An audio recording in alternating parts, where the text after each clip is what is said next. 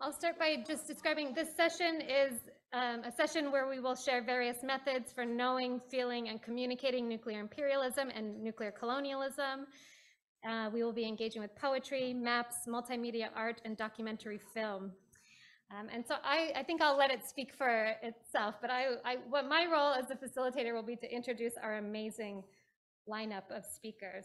So our first speaker, Mere, oh, there she is, okay. I will read your beautiful bio. So Mere Tuilau is an anti-nuclear advocate, human rights defender, facilitator, and youth leader from Fiji. Her professional engagement in advocacy spaces comes from over 7 years of experience.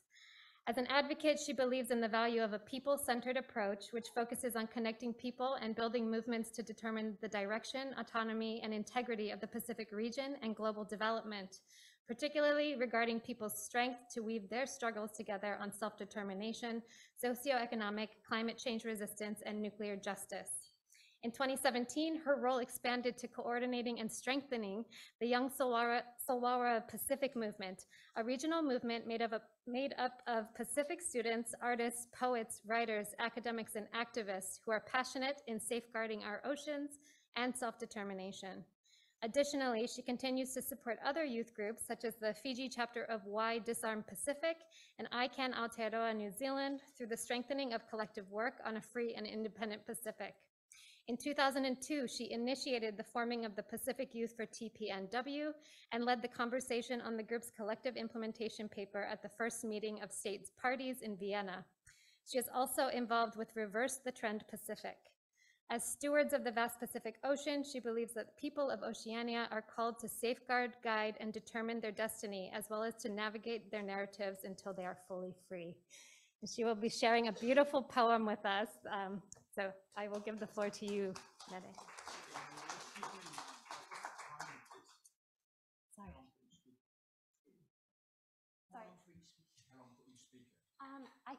Okay. I think we're going to let her just go, but if it goes over,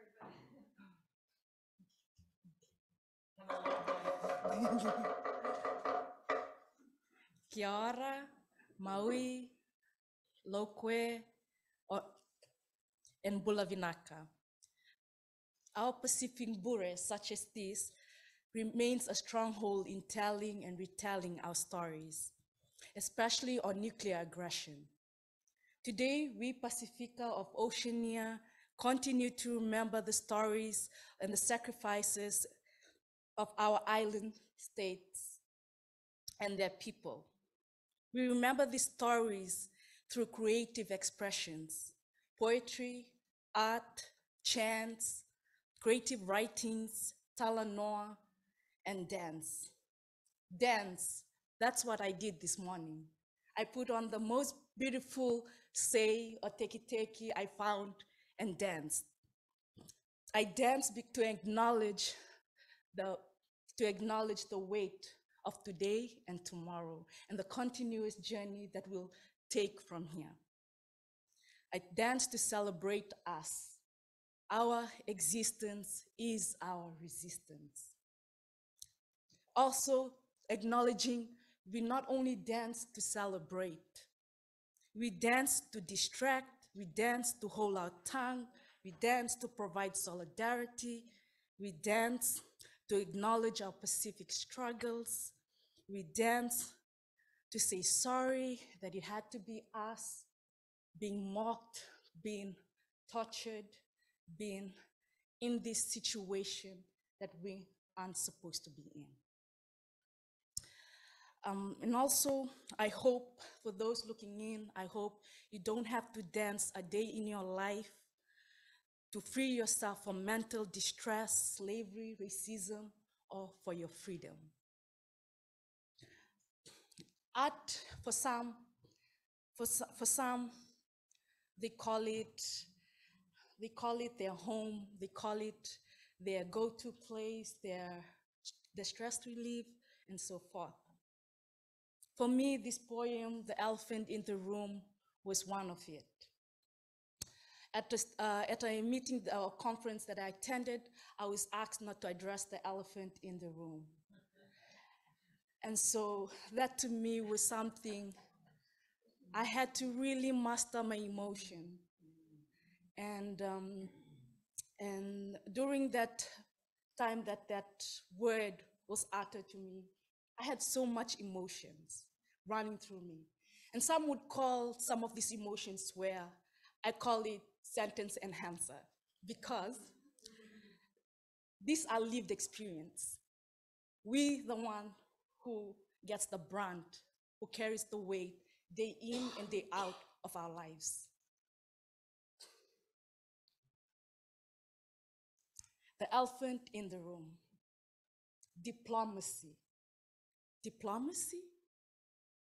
Swallowing my mixed emotion, I stood up and said, "Excuse me, I need some air." With thoughts rushing, anger rising, soul hurting, face blushing, heartbeat accelerating, I burst into tears on my way through the hallways and into the bathroom to hide myself in the name of diplomacy. What is relationship without principles, without its values? What are humans without feelings? What are hurt without its wound? What are lessons without learning? What are we without each other?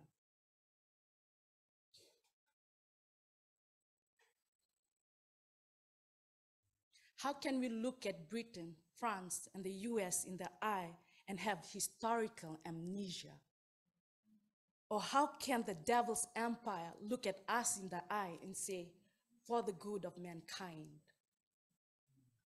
Thoughts of my ancestor crying, mother screaming in the delivery room, sister dying, fathers blind, brothers displaced, my family in crisis, my emotion drowning. Diplomacy. Not him, not her, not them, but us.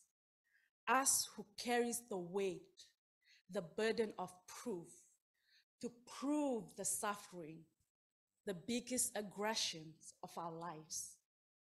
Diplomacy, where our tears and our sacrifices are being politicized, where love is being tested, where hearing is being tested, where humanity is being tested. Diplomacy. Hear us in our rawest self. Hear us to hear our ancestors cry freely. Hear us to hear the future generation live freely. Na numa nongo waitui. We look back to look forward, we look back to pause, we look back to set sail. The ocean creates life, the ocean harbors life, and the ocean is life. Protect our waitui. Where I mentioned we look back to look forward, this is a phrase where we normally use in the Pacific, where we always go back to history. We always go back to our homeland to remind, to pause, to think, to also convene so that we could set sail and continue the work that we are all here together for. So yes, Vinaka.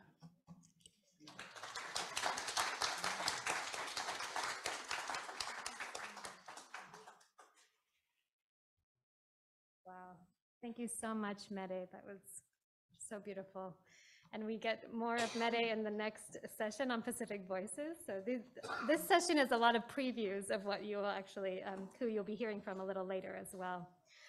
So the next presentation is by my own research team, Emily Simmonds and Sonja Mueller. So we are working on a mapping project, and this is maybe the second time we've been sharing our maps out in the world. So we're really excited to hear what you all have to say. So Emily Simmonds is a PhD candidate in Science and Technology Studies at York University and a researcher at the Center for Wise Practices in Indigenous Health at Women's College Hospital, Toronto, Canada. She is a Métis researcher with mixed ancestry, working in the intersection of critical anthropology and Indigenous science and technology studies. Her doctoral research uses ethnographic methods of analysis to explore how the injurious effects of the colonial nuclear infrastructure in the context of Canada are made permissible and challenged by diverse groups of social actors. And we have Sonja Mueller as a PhD candidate at the Center for Sustainability at the University of Otago. Sonja has a passion for GIS and the power of maps to tell a story. Her research explores community resilience to natural hazards using participatory mapping and community-based approaches to consider present and future resilience to the major earthquake on the west coast of Aotearoa, New Zealand. I'd love to invite them up to speak. Thank you. You'll have just about 10 minutes for your talk.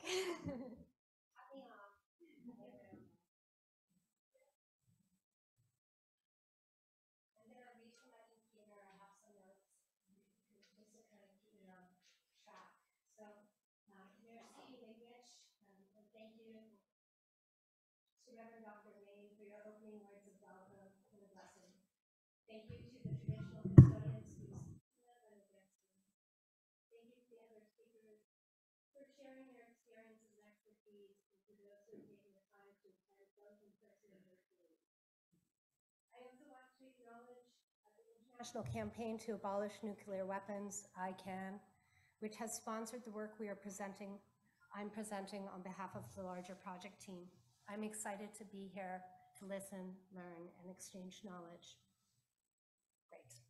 Today, I'm going to share with you some storytelling tools in the forms of maps that myself, Sonja, and Dr. Carly Burch are currently assembling and thinking with and through as part of a project provisionally titled, What Are the Nuclear Futures We Want? Collaborative anti-colonial mapping as a tool to imagine Indigenous and settler futures beyond, and here I would add, with and against nuclear imperialism and colonialism.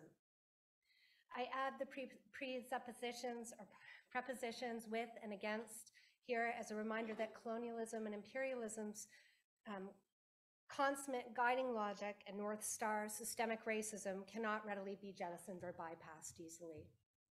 So today I'm going to talk a little bit about how I came into this collaboration, why I think this mapping project, or why maps are a powerful political tool, introduce the maps, and then think a little bit out loud with everybody in the room about why collaboration matters. Finally, I just want to say a quick note about the choice of the term anti-colonial rather than decolonial within this project context. We chose anti-colonial because following the work of scholars Tuck and Yang and others, we recognize that colonialism is not a metaphor. Our use of the term anti-colonial points to our collective commitment to disrupt the status quo rather than replicate it, while recognizing we collectively are not in a position to redistribute resources, give land back, or rematriate our language systems or our traditional legal systems. So my contribution to the conceptualization of the maps that I'm going to share with you today in many ways is response to the stories and the experience I witnessed throughout the course of my field work, which were everyday sort of mundane but no less violent exposures with the colonial and imperial nuclear infrastructure within the context of Turtle Island, more commonly referred to as North America. To help ground you a little bit in the particulars of this, I want to call your attention to the introductory slide here. I took this photo during my stay as an invited guest at an on-reserve Dene First Nation community located downstream from one of the largest uranium mining complexes in northern Saskatchewan. I was invited by the elder there to witness the land and to learn more about the impacts of uranium mining and nuclear economies in place.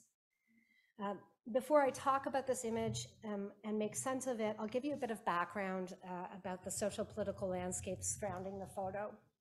So northern Saskatchewan has the largest high-grade uranium deposits in the world.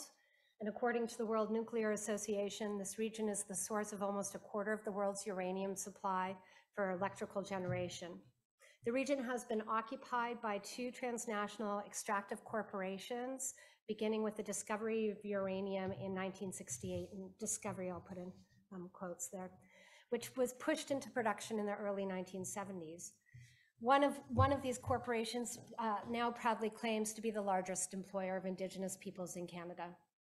And here, when I say Indigenous, what I'm referring to in The Canadian context is First Nation, Inuit, and Métis, just for clarity. It's also worth noting that the same corporation in June 2020 settled a 13-year legal battle with Canada Revenue Agency, the federal body responsible for sort of tax regulation, which alleged the miner had engaged in impermissible transferring pricing transactions, so basically fixing the market. And I share this with you to convey the sense of the reach and the power of transnational extractive uranium corporations operating in the area, or in the traditional territory of the Dene, and as well as the Blackfoot. I like this photo in many ways. I think it's deceptively ordinary yet incredibly powerful. For me, it captures just some of the ways that daily ways that people challenge, live with, and mitigate the materiality of nuclear imperialism and colonialism. The hand-painted sign in the photo hangs on the door of my friend, my elder Dene land defender, a teacher and an artist on a workshop for all to see. In a region where uranium mines employ the majority of the community, provide and maintain essential infrastructures like road and access to healthcare, and provide post-secondary educational opportunities in the form of scholarships, this is a deeply political act, and the message is quite clear. My home is not your wasteland. The sign, and I think we should pause here because the sign is more than a protest against nuclear waste. In this instance, the sign is shot through with the assertion of territorial sovereignty and suggests that land-based and economic rights over the base is key for our sovereignty. Looking closely at the image, you'll see a Geiger counter placed on the ladder, the bottom of the ladder rung. The Geiger counter was gifted by a visiting environmental scientist, I suspect, who was curious to learn more and perhaps help document the bodily burdens associated with uranium minings. I deliberately placed the Geiger counter in the frame to capture how the burden is here placed on the individuals in ways that eschew how systems like colonialism allows for the distribution of harm. It highlights the ways that individuals in our nations and in our communities are left with the challenge of producing data to understand how pollutants are distributed and how they affect health, and to identify who in a specific community is most at risk. And I think this is sort of what brings me to the mapping project. I don't know if there's a clicker, if we can switch slides. Oh, I'm obviously not a whiz with technology. Can you click it? No? There we go. There we go. So this was the challenge, right? How do you produce data when the burden of proof is on you to contest and show that you're being harmed, right? And time again, I would watch elders and people from my community stand up and do things that nobody else would consider doing, which includes rehearsing intimate biomedical histories, which we heard, people talking actually and showing their bodies as proof. And still that was not often enough to be compelling, right? So rates of cancer weren't compelling, nothing was compelling. So how do you make sense of this phenomenon? So I think this is why I turned to maps. And when Carly reached out, the mapping project was already in the way with her and Sonja. But what we realized as we talked even through different contexts and across different social locations and accountabilities, that what we were both witnessing was a form of cultural gaslighting. So I've put up here what gaslighting, the definition is here, and I'll just read it quickly. Gaslighters mislead and destabilize their victim's sense of reality and self-esteem by trivializing, minimizing, projecting, denying, twisting, filtering, and suppressing information. Gaslighting, in short, is an attempt to rewrite another person's reality, and I would say history to that. So I want to talk about, usually gaslighting is talked about in terms of a psychological phenomenon, which it is, but I think there's cultural gaslighting or colonial gaslighting, which in short, I would say refers to the social and historical infrastructures that support mechanisms in settler colonial cultures are used wittingly or unwittingly to further the ends of accumulation and dispossession of Indigenous lands. So in the field of nuclear studies, as many of you know, and every day we're dealing with materials and relations that are difficult to trace, or that we're asked to constantly trace or make legible for people. And in many instances, imperceptible contaminants. So we require, I think, multiple forms of expertise to negotiate and make legible, given that collectively, many of us have been trained to not see them. So that brings me to this mapping project, and I'll ask Sonja if you can click it up. So why maps, right? So what to do about this gaslighting phenomenon? I sort of wanted, rather than just to continue to produce data or research that was somehow kept in an ivory tower, I wanted to figure out how could I use my research and the stories I'd been gifted to unsettle ways of looking and thinking. So we've decided, this team, to build a series of maps. We're highlighting, you can see here on, I believe it would be the left to the right, the legends, right? So we have nuclear detonations, uranium mines, nuclear power plants, processing plants, and wasting ocean dumping. So this map begins sort of in the early 1940s, late 1930s. And one of the things we wanted to actually really do is make sure that we put mines in the same discursive frame, or as in the same story as nuclear detonations, because that tells us quite a different story. It tells us actually that, like, Canada, Dene territory, from which the uranium was extracted, is intimately tied to places like Japan, where they took the uranium and then used it into the bombs that fueled Hiroshima. So just thinking about maps in general as political technologies, they can be used to ally with the state, or they can be used to ally with industry. They teach us not just representation of the world, but actually how to see and how to relate to the world. You can see, right, the borders that flow over, that separate or cut or sever Turtle Island. So we know that these maps are important political technologies. And when you look at this in the slide, you'll start to see a static image where the imbrications of nuclear imperialism and colonialism start to materialize in place.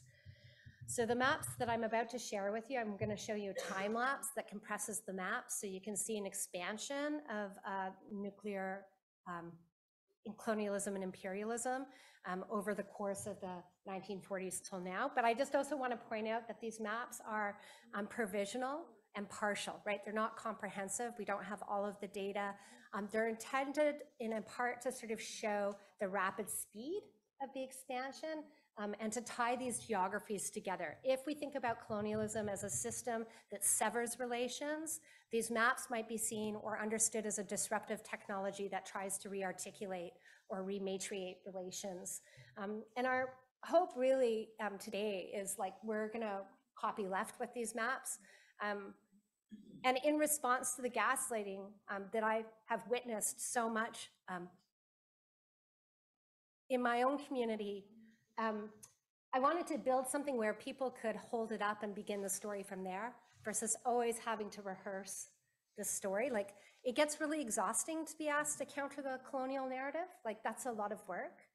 And I don't think that decolonization is necessarily about interrupting that. It's about the rematriation of our own lands and languages. So even though there's a lot of, yeah, I'll leave it there. I don't know. I think the context could be quite different, but in Canada, there's a lot of talk of reconciliation, but we can't get anywhere close until we start to tell the truth of what the relationships are. And I think, you know, for me, I wanted to show this history as a form of truth telling and storytelling, so people could maybe start the conversation different. So, like, while the different nodes on the maps and the layered information marking spaces of interventions, which I'm about to see, may represent points of contestation. So there may be places where people argue, but the threshold of pollution hasn't been hit, has there been harmed here? There is no way that their material existence is contestable. So we really wanted to show, like, you can argue about what's the right exposure, what's not a good exposure, but you can't argue with the fact that these places have been occupied. So following the work of others, I just want to point out that our maps hopefully purposefully intervene and are disruptive. I'm going to show you now a quick video, and this is a minute of compression, thanks to Sonja's brilliance, and I'll turn over to her a little bit about actually building the maps. What you'll see is it's, I believe, 4 maps that have been compressed, and again, we'll orient you to the legend on the side. And here you'll start to see we've incorporated treaties. And I think one of the things that's always powerful to me about these maps is actually if we focus on land body and land water relations, like we have to remember we're atmospherically connected, we're interconnected. So like pollutants don't really follow state borders once they're released into the atmosphere. So I'm just gonna ask now Sonja to show this. I don't know. I think you guys in control of the PowerPoint and have to click to play it. Thank you. Yeah, there we go.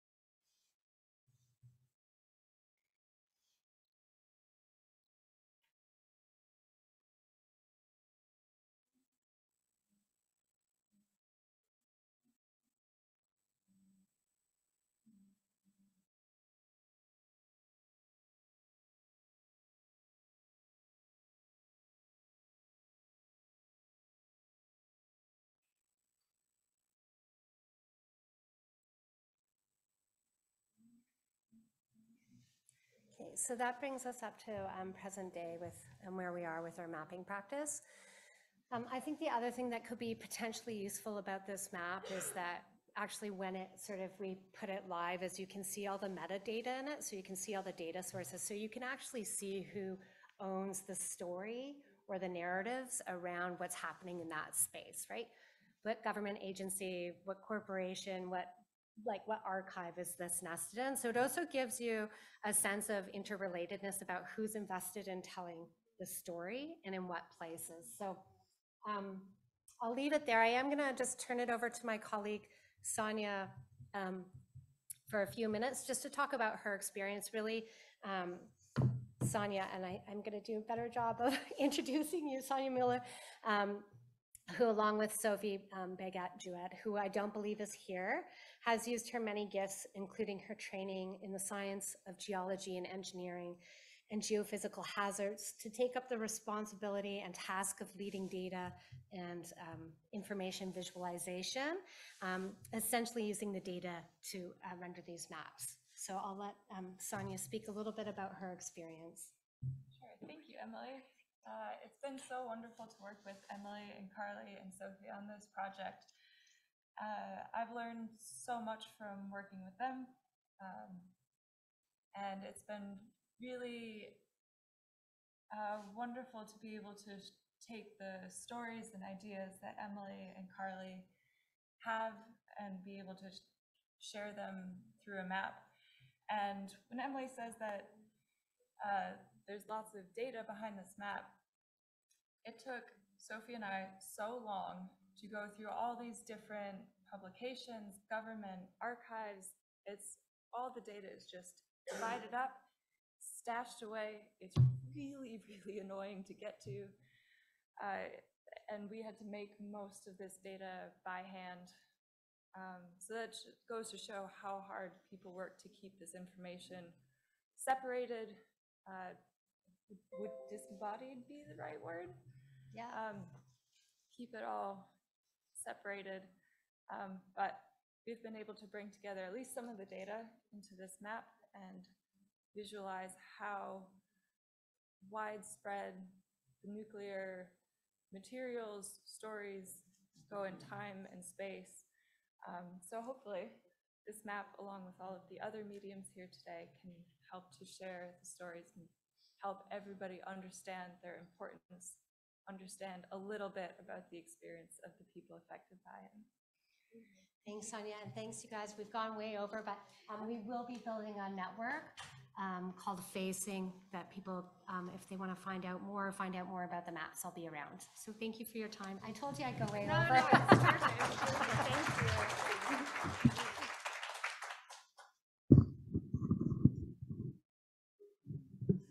I don't want to cut anyone off.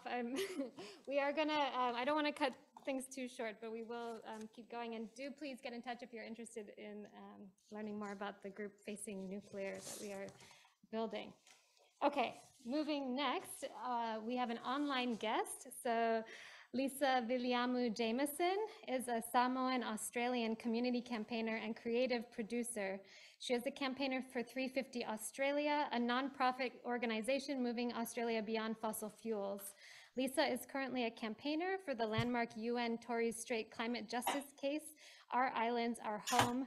She is also the co-founder and creative director of Conscious Mike, a collective of artists, cultural practitioners, and creative producers based in Brisbane who identify as Indigenous, Pacific Islanders, and culturally and linguistically diverse.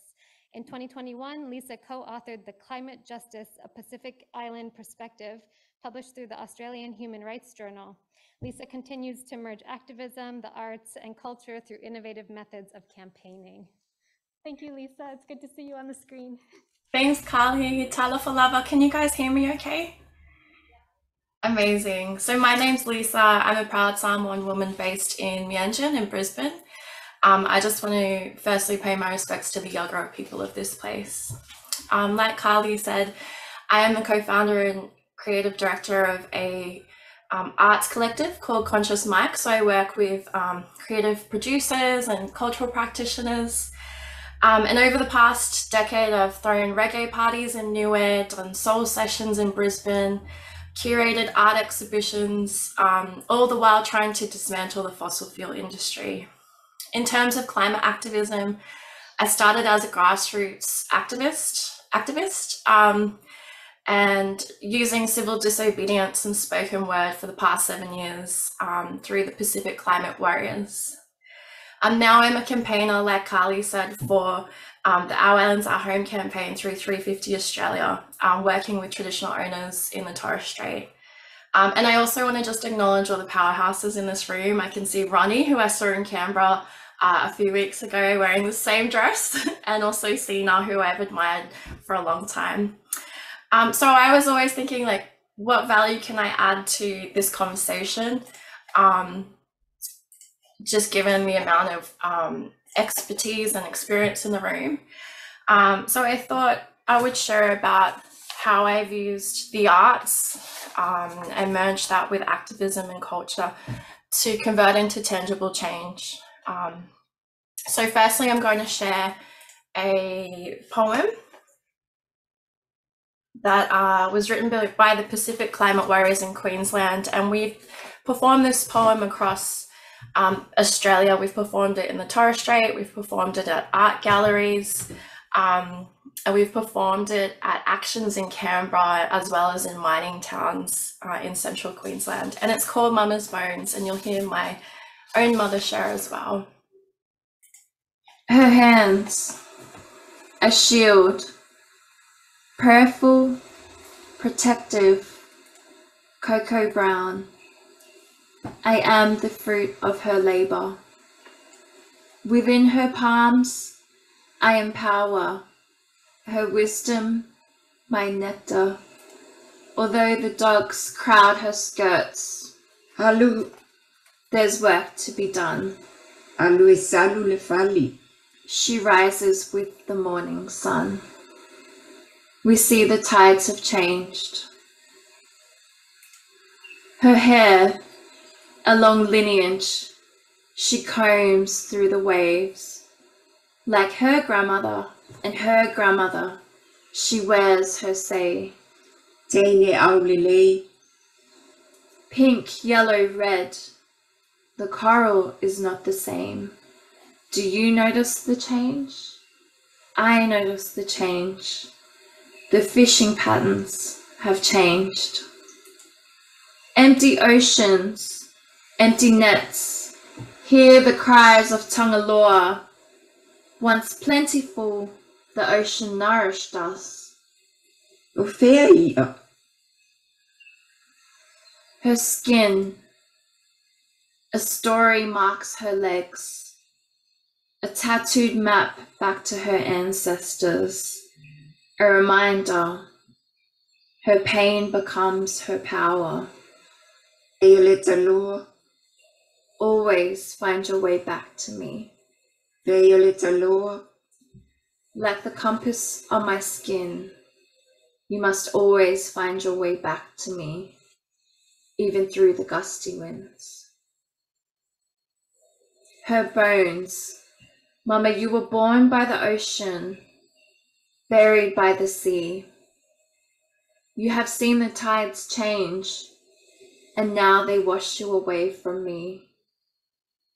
As the sea rises, your bones become displaced, but your teaching remains with me always. Amu ia le masina, e aluma Tuilau. Fortunate is the moon to come and go. Unless my visuals weren't sharing, so I apologize for that. That poem is usually performed with an accompanying siva.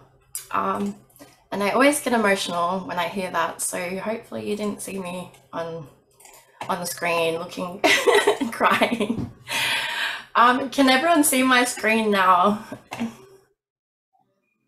I'm just going to assume that's a yes. So that's a dedication to our matriarchs, to my grandmother. And like I said, we've used this poem as a way of advocating for the Pacific, and we've also used it in the Torres Strait. This is one example how we've merged the arts and culture and activism to create change in Australia. And our poem has already come to pass for many saltwater people like Yese Mosby.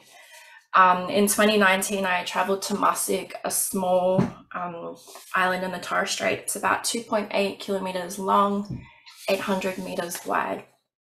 And I traveled in a 4-seater charter with the New York Times. I was chaperoning, and they were going to break a story about a landmark climate justice case where 8 Torres Strait Islanders, known as the Torres Strait 8, were taking on the Australian federal government to the UN Human Rights Committee over its inaction regarding climate change.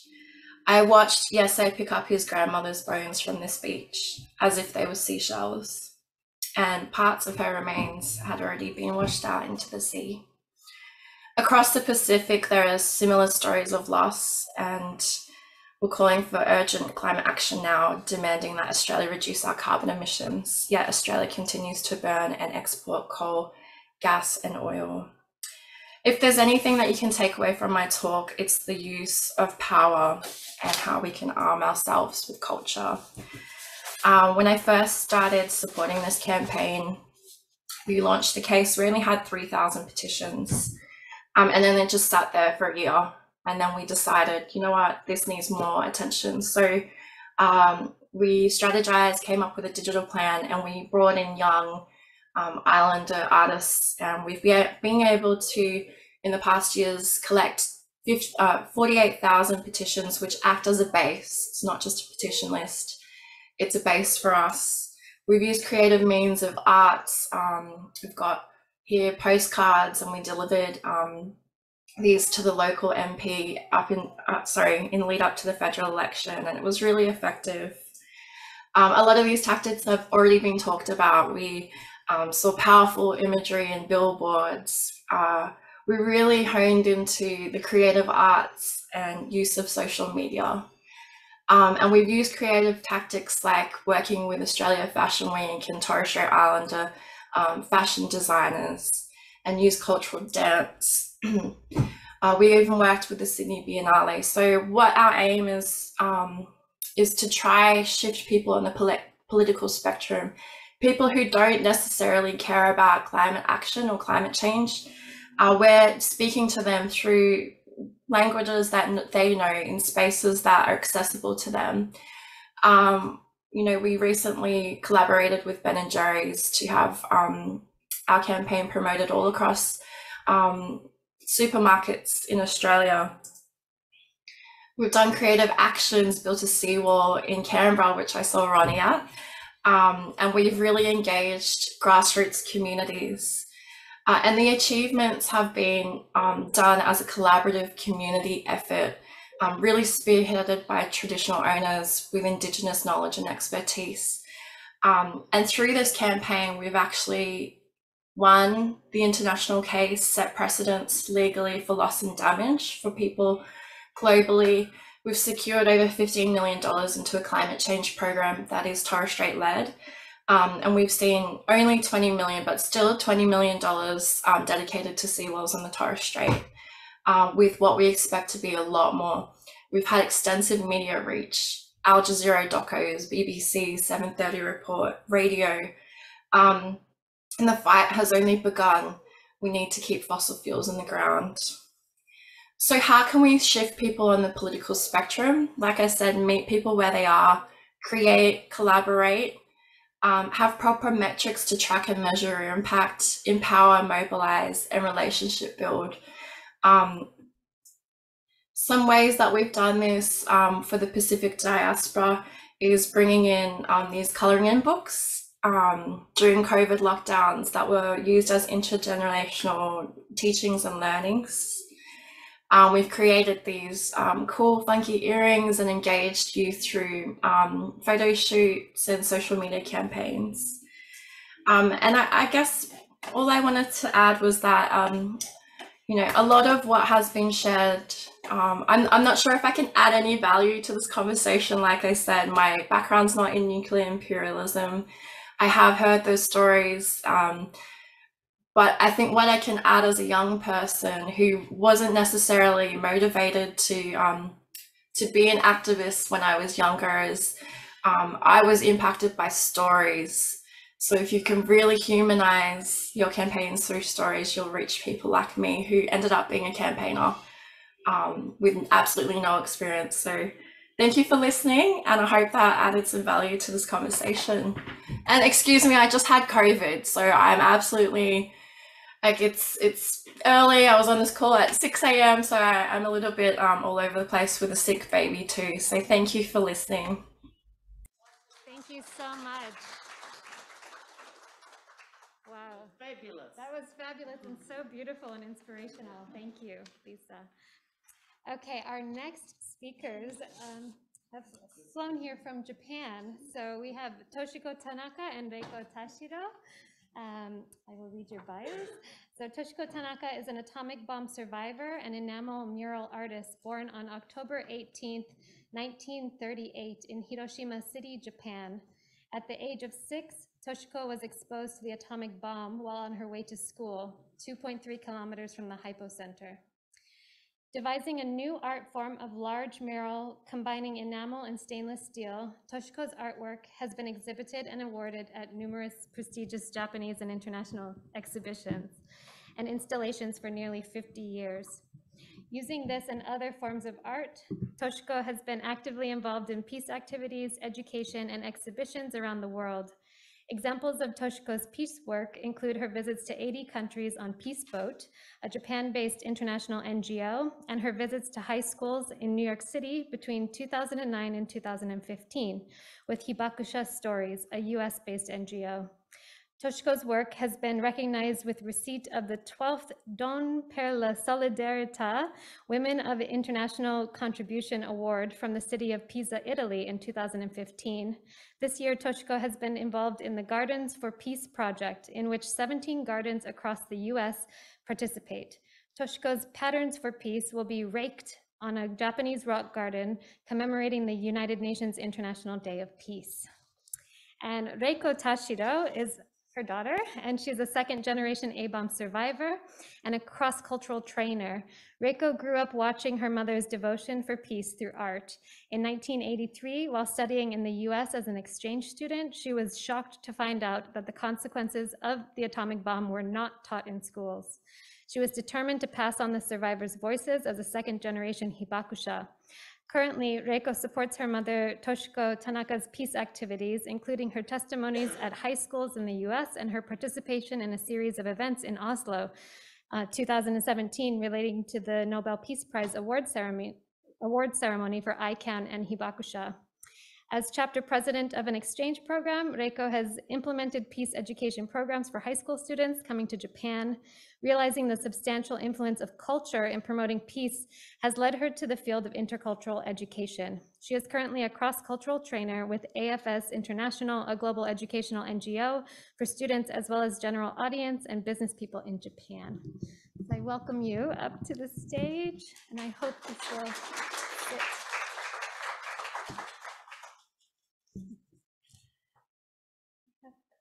Two microphones. I'm not sure. I can move it for you. Okay.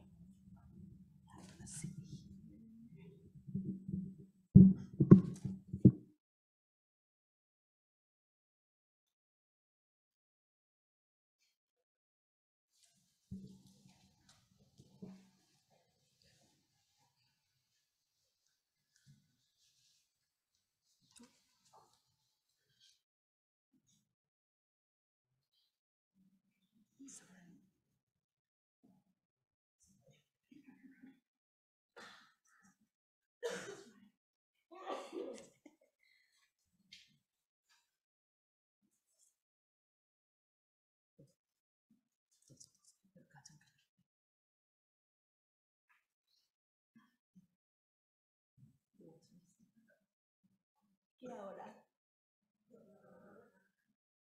My name is Toshiko Tanaka. I am a Hiroshima hibakusha and an enamel mural artist. Thank you for having me in this conference. Now, with Russia's invasion of Ukraine, the world is facing the danger of nuclear weapons being used.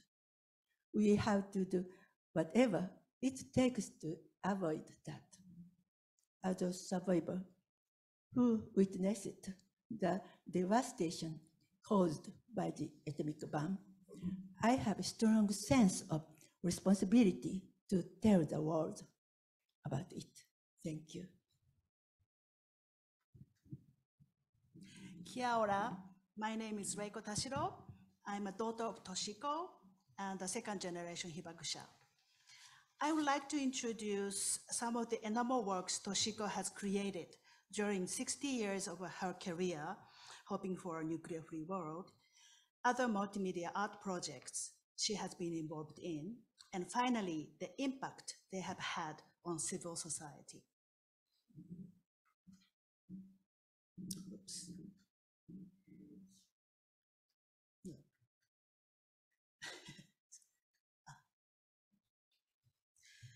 So these twin stainless steel towers were created in 1991 as a wish for peace. One of the towers is over 4 meters high. Each tower is flanked by enamel panels with messages of peace created by more than 450 citizens. Toshiko created this mural work inspired by her visit to Ganges River in India, where people are bringing back water as a prayer for the dead. After the atomic bombing, many people damaged by the bomb asked for water. However, they had to die without being given water because it was believed at that time that drinking water would kill them. The work is also a memorial to these people. After the bombing, Hiroshima was said to be a place where no grass or trees would grow for at least 75 years. But 2 months after the bombing, Toshiko saw carcasses of man and a horse next to each other on the ruined road. And besides these carcasses, she discovered a single small oleander flower blooming. The white areas of the work represent bones of the man and the horse. The work represents both a lament for death and an inspiration for the power of life.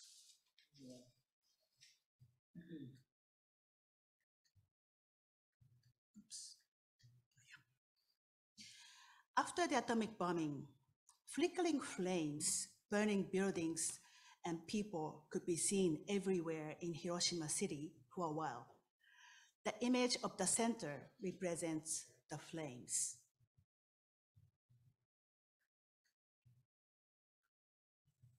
This work was created at the end of the year 2000. Along with the benefits of various sciences, the 20th century handed undesirable gifts, such as nuclear waste and environmental pollution, to the next century. The work is asking how the next generation will solve these problems.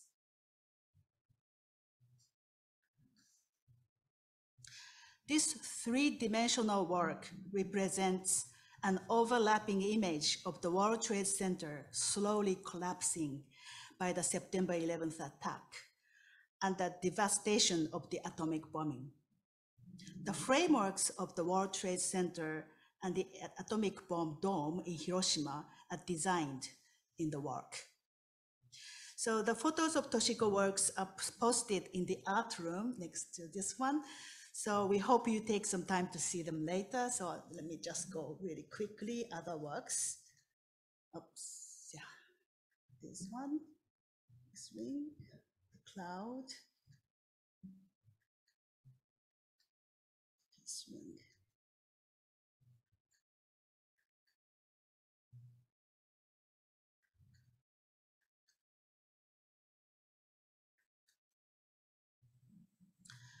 Toshiko renovated her house in 2016 to create the Peace Exchange space. It is a gallery of Toshiko's works and an open salon where visitors can drop by and listen to her testimony while having a cup of coffee. As of today, 6,300 people from over 20 countries have visited the space.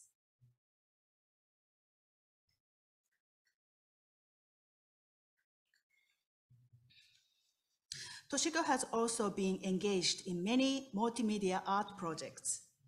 This is a publicity image that Toshiko designed for a documentary film directed by a Costa Rican filmmaker, Erika Bañarero, in 2008.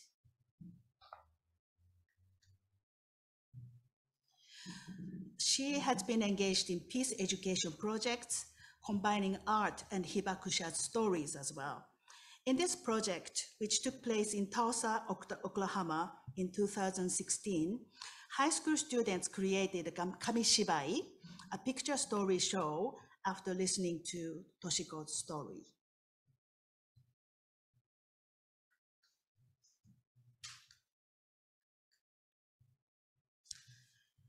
There has been a series of theater workshops for disarmament education. These students from East Side, New York, listened to Toshiko's story and developed one-act plays in response.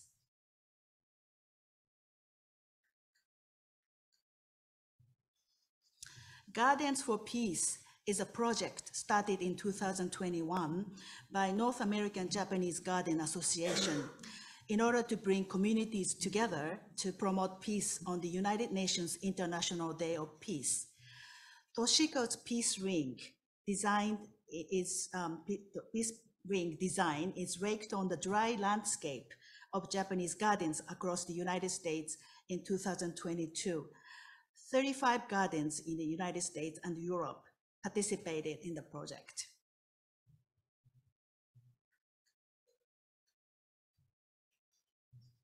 The peace ring is designed using the Japanese character heiwa, which means peace in Japanese, and can be read as heiwa from any direction.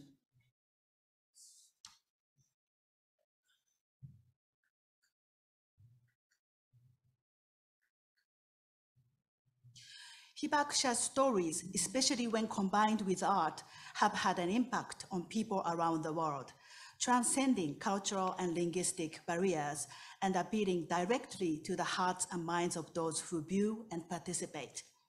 Here are some comments from the high school students who participated in Hibakusha Stories project. I started to think from the victim's point of view. I never really looked at their side of the story because in schools, we mostly focus on US side of the story. Yeah. It made me realize how fast and instantly the world as we know it could turn literally into nothing but dust and ashes. We need to stop all this nuclear madness in our world and step in and protect our past, present, and future. Finally, I would like to share one episode. When Toshiko told her story at the middle school in Queens, New York in 2010, there was a student who had just immigrated from Palestine. He had had a very difficult childhood in his native land, where his relatives and friends had been killed by Israeli attacks. And he had closed his mind to everyone around him in the US. After the student listened to Toshiko's story, he commented, "I cannot imagine how hibakushas could ever forgive Americans for dropping the atomic bomb." However, after having a dialogue with Toshiko, he finally said, "I'm still very confused, but I understand that there's a way of thinking like yours." Afterwards, one of the school coordinators told us that the student had started to open up, and he looked like a different person. We are convinced that the true stories, together with art, have the power to change the world.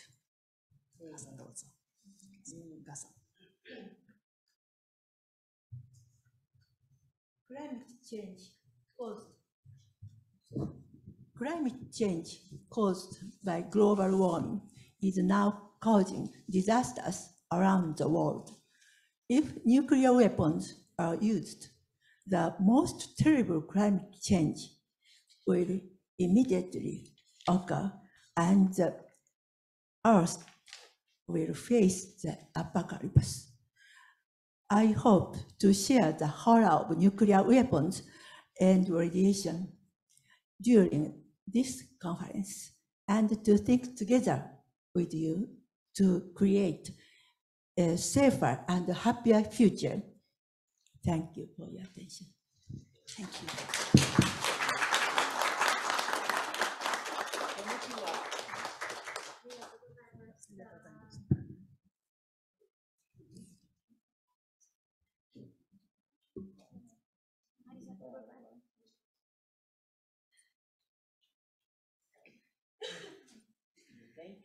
Thank you so much. Arigato. Okay. Ooh, I really tried to pack it into this session. So we do have 3 more speakers. The next one is a short poem that will be shared by Olivia Shimasaki on the screen.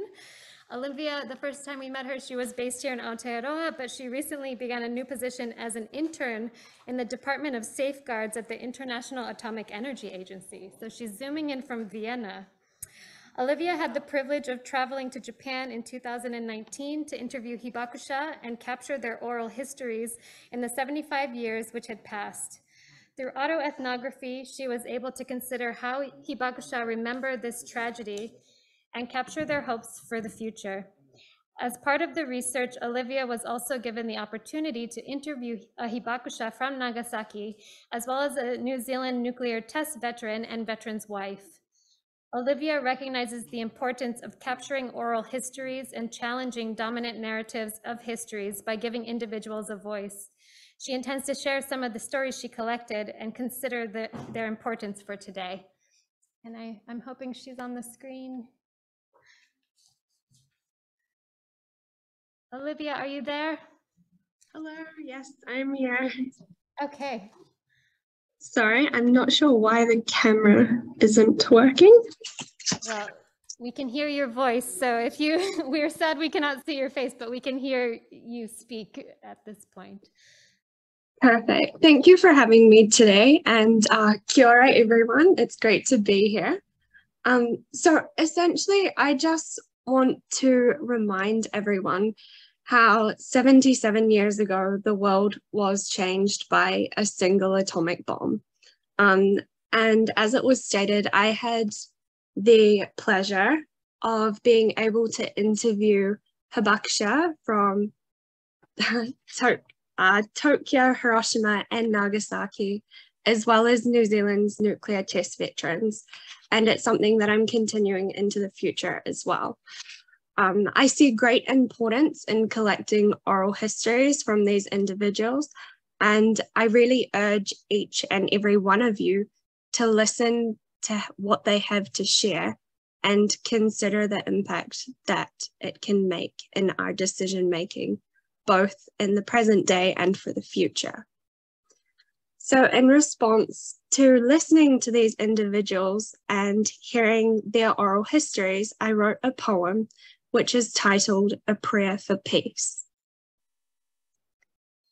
An inferno on earth scorches everything it touches, man-made and mankind beyond repair. A silent march, you see people reach out for their mothers, drowning in the very water they begged for. Tears that no longer run, unable to speak, chained without shackles, a life forever changed. And yet, what remains is strength and hope and a prayer for peace. Thank you. Thank you so much, Olivia, for sharing that with us and for staying up so late at night to join via the webinar. Okay, our final speakers before lunch will be Sylvia Frain and Katherine Aigner, and they'll be speaking together. They built a connection through this conference, so we're really excited to see their presentation. So Sylvia earned her PhD with the National Centre for Peace and Conflict Studies from the University of Otago in Aotearoa, New Zealand in 2017. She published her doctorate thesis on women's resistance to the United States militarization as a free ebook on the website Guampedia. In 2021, she received the Commonwealth of the Northern Mariana Island Governor's Award for Research and Publications in the Humanities. Currently, she is a New Zealand Science Whitinga Fellow in the School of Art and Design at Auckland University of Technology, focusing on visualizing nuclear legacies in Micronesia, and is a producer of the documentary film Tip of the Spear. She also curates the research-oriented Facebook page Oceania Resistance. So please follow her there. And Katherine is interested in the ongoing and intergenerational impacts of resource colonialism. With Greg Young, she made this award-winning documentary, Australian Atomic Confessions, about the 12 British atomic bomb tests in Australia, told through eyewitness accounts of Aboriginal custodians and Atomic ex-veterans. Based at the Australian National University, her area of study is sociocultural, combining oral and ethnohistory and biography, with a focus on the intercultural space of cultural heritage, environmental politics, and activism. Since 2009, she has worked with the Vatican Museum's Anima Mundi, People's Arts Cultures, reconnecting their indigenous collections with source communities around the world to produce catalogs and exhibitions. Oceania, the island Southeast Asia, the Vatican Museum's collection was published in 2022. So welcome to the stage.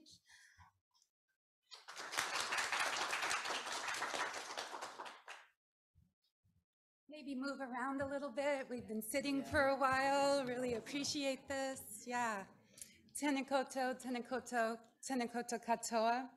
Kota iwi te iwi, ko lalam te mana, te talafofo te awa, ko Sylvia aho.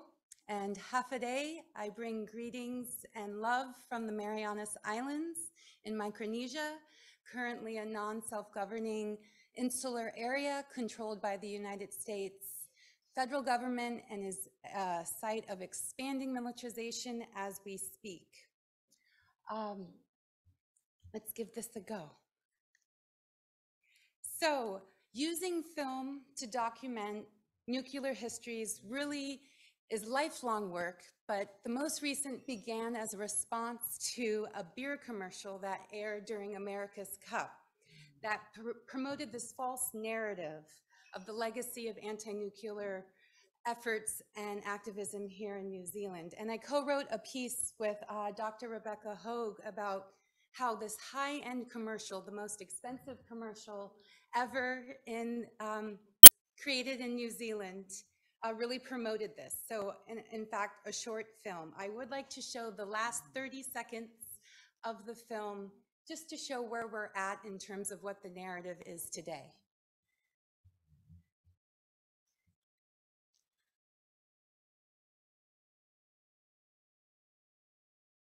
And while we're getting that going, it really served as a catalyst of where the resources are, whose voices are amplified and elevated, and just the mahi, the need to amplify and support the real stories. We did do a tech check. You can call it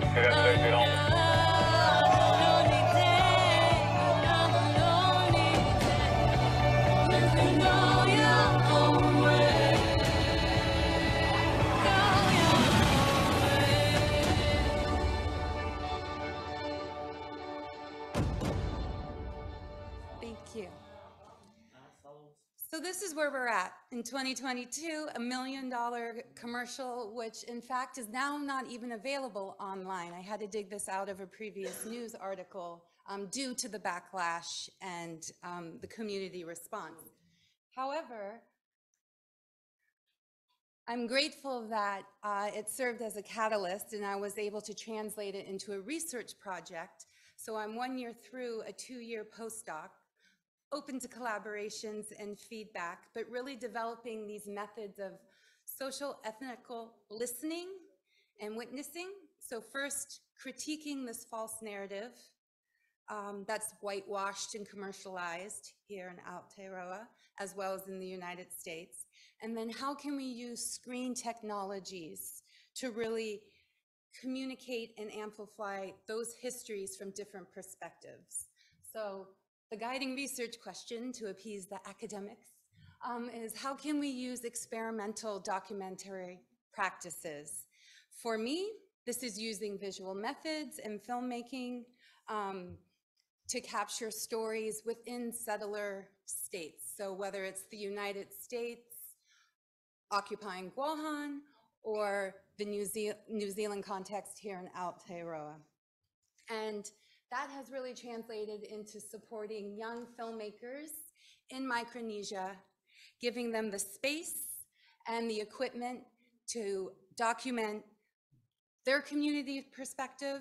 This is grounded in my settler responsibility as a settler, as I move across the Pacific, as across Oceania, but also supporting what we're calling trans-archipelagic collaboration. So the Marianas Islands is several islands separated in different political statuses, which is easier for the United States to control. So I'm just going to show 2 minutes from a work in progress. This was a 2-day production that we did on the island of Tinian. Tinian Island is in the Marianas Islands. It's the site of where the 2 atomic bombs were loaded before dropped on Japan. We were there on the anniversary of the Nagasaki, so in early August, just this past August. There were no memorialations, there was no event, no one was there except the elders that were showing us around the island. And in fact, the United States was doing low altitude flyovers of their B-2 bombers during that day. Filming was hard, it was extremely hot, the roads are horrible, but the crew is excellent. So I'm just gonna end here with a 2-minute work in progress of what they were able to capture. It's not necessarily about the technical skills and things like that, but again, just giving them the equipment and the experience to begin this documentation. And then can I press play?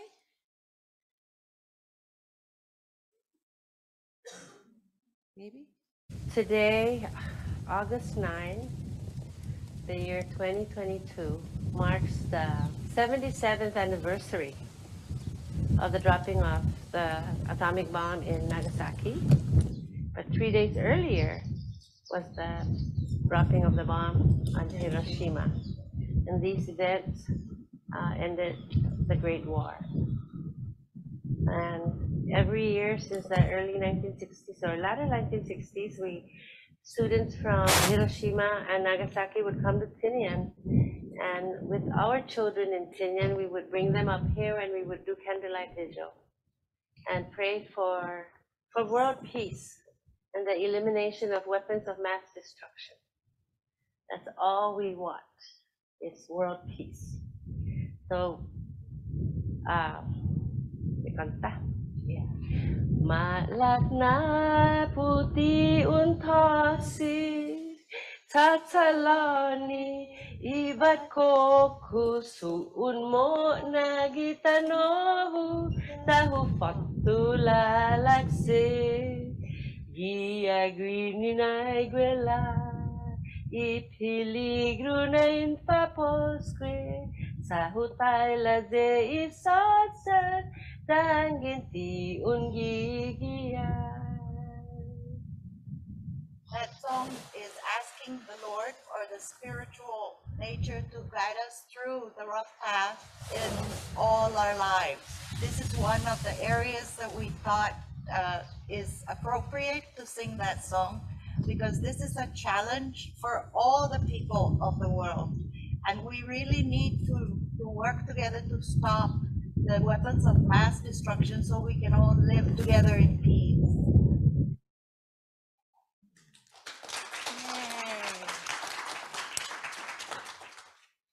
Zeus Masi, thank you so much. And I'll hand it over to Katherine to share her experience.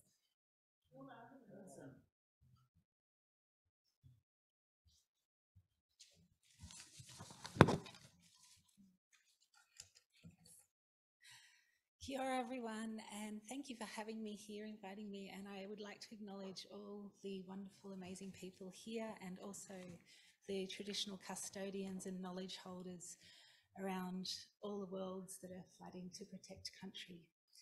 I come from the Ngaragu, Ngambri, Ngunnawal land of Canberra in Australia, and the old ladies here that I will show with their permission previously are from the Pitjantjatjara, Yankunytjatjara lands of the central desert of Australia. So going back to 1998, the Australian government announced that there would be a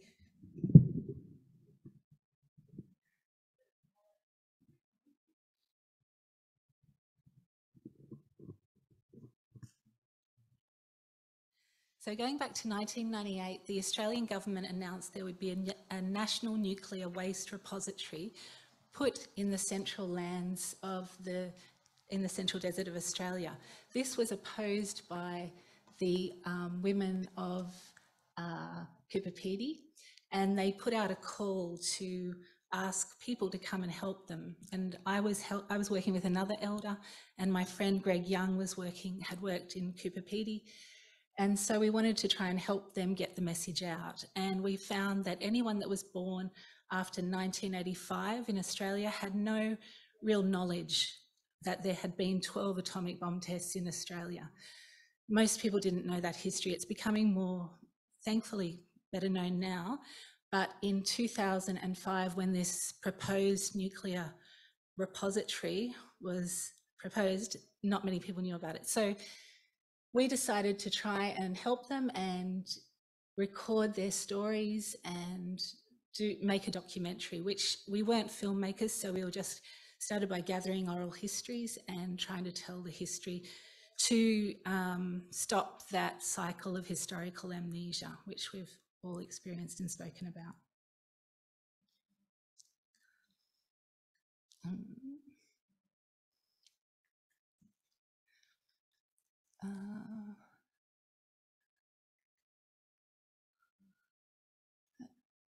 Okay, sorry.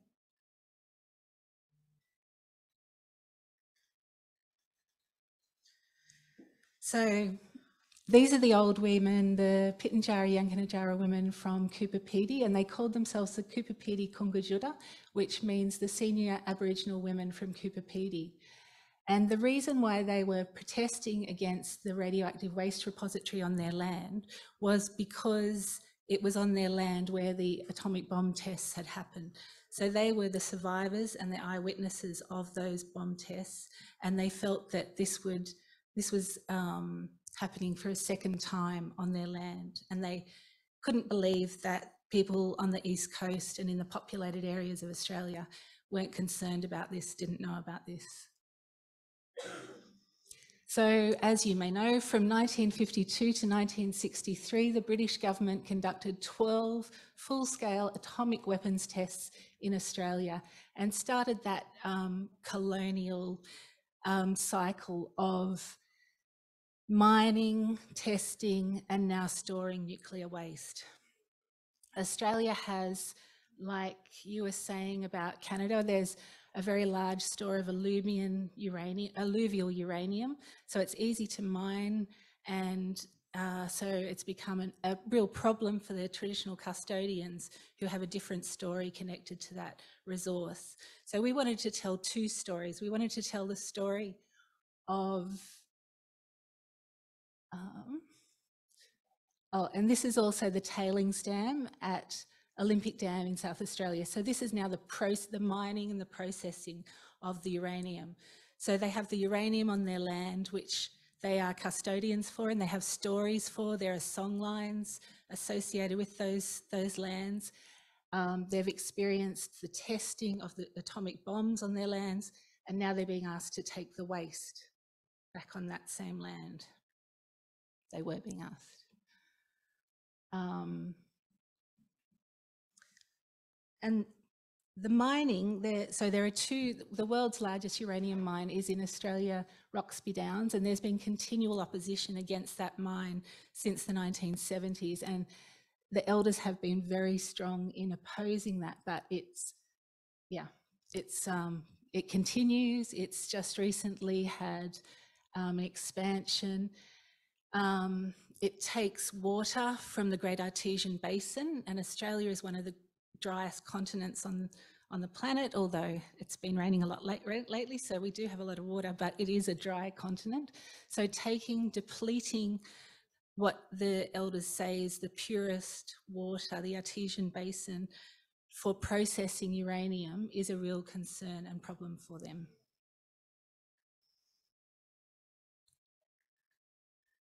That's the uranium mine in the Northern Territory. So in South Australia and in the Northern Territory, we have these huge mines. So,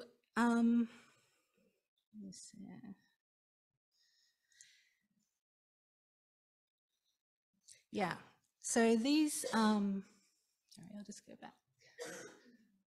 So the uranium from this mine in the Northern Territory came from, uranium from this mine was actually used in the Fukushima nuclear plant, which, as we know, had a disaster. And when that happened, the elders, well, the traditional custodian from there, from the Mirarr people,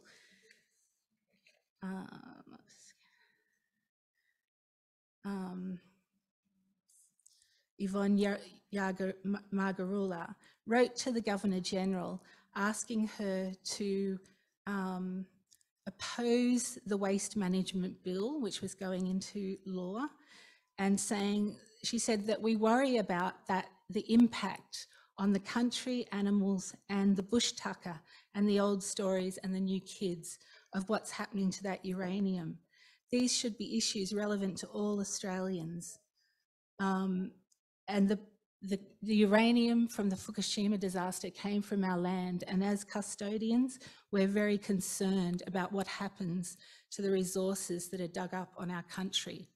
And I think that's a different perspective that they brought to the table that people hadn't thought about, that it's actually a custodial responsibility to look after those resources.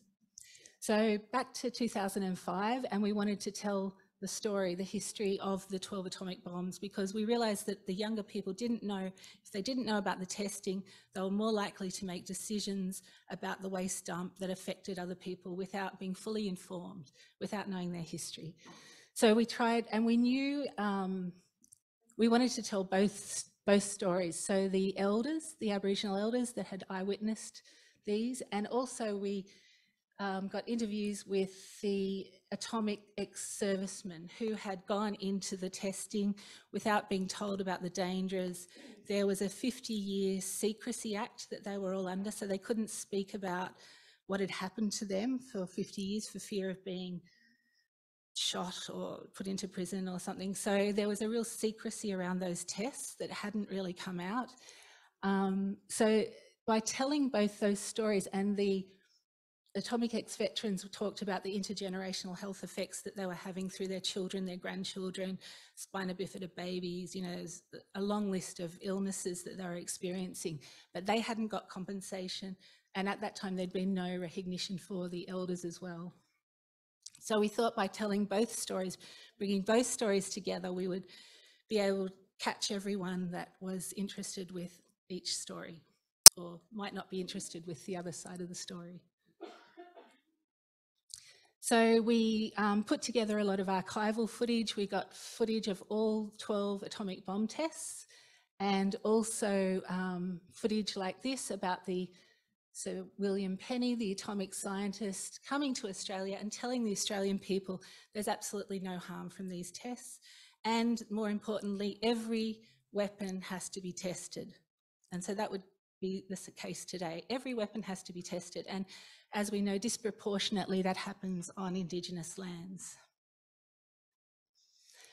That's the map of Aboriginal Australia that you've probably all seen, the different country and peoples in Australia. So it's completely occupied. There's no spare land, there's no empty desert. And the British said, oh, we'll test in Australia because it's got all this empty desert. But in fact, there were traditional people still living nomadically at the time, still eating bush tucker, still playing in the dirt. And so what came out in the tests was the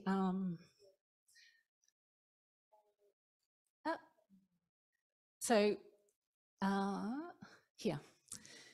These maps are from the Royal Commission in 1985, and this is from a Four Corners show in the 70s. So this is the 3 sites of the 12 atomic bomb tests. And what happened, the smoke, the mist, it was called the black mist, the Mamulpulka, the big devil, that went across Australia, basically covered the whole continent. So you have fallout across the whole continent from those 12 tests.